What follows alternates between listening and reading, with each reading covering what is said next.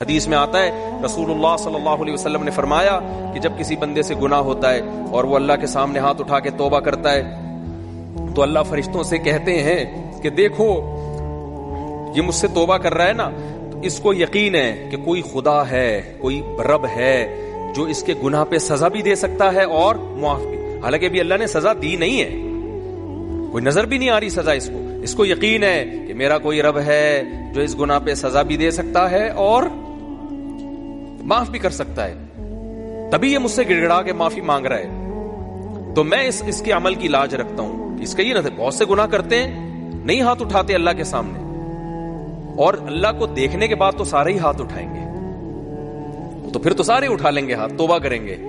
اللہ کہہ رہے دیکھا نہیں ہے اس نے، میری آیات پر ایمان لایا ہے، میری نشانیاں دیکھ کر، میرے پیغمبروں کی دعوت پر لبیک کہا ہے، تو اس عمل کی لاج رکھ کے میں اس کی توبہ کو قبول کروں گا۔ حدیث میں آتا ہے پھر وہ دوبارہ گناہ کرتا ہے، پھر دوبارہ اللہ کے سامنے آ کے معافی مانگتا ہے۔ اللہ کہتا ہے دوبارہ گناہ ہو گیا، پھر معافی مانگنا اس کی علامت ہے، اس کو یقین ہے کہ میرا کوئی رب ہے جو گناہوں پہ سزا بھی دے سکتا ہے اور جزا بھی دے سکتا ہے، معاف بھی کر سکتا ہے، تو پھر یہ معافی مانگ رہا ہے۔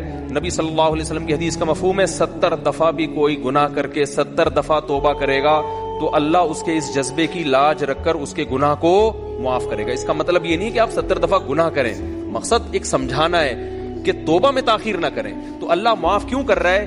اس توحید والے نظریے کی بیس پر کہ اس کو پتا ہے کہ مجھے گناہ معاف کروانے کے لیے میرے پاس اللہ کے سوا کوئی آپشن نہیں ہے۔ تو توحید اللہ کو بہت پسند ہے، شرک سے اللہ کو بہت زیادہ نفرت۔